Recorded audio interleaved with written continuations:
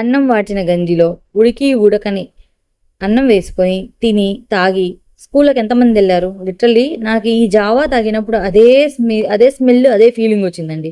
ఇక్కడ నేను సామలు మాల్ట్ ఆర్ఎల్స్ మామూలు జావా చేయడం నేర్పిస్తున్నాను. ఒక గ్లాస్ ఆఫ్ సామలకి 4 గ్లాసుల వాటర్ అయితే పడుతుంది. దగ్గర దగ్గర 3 నుంచి 4 గంటలు నానబెట్టాలి.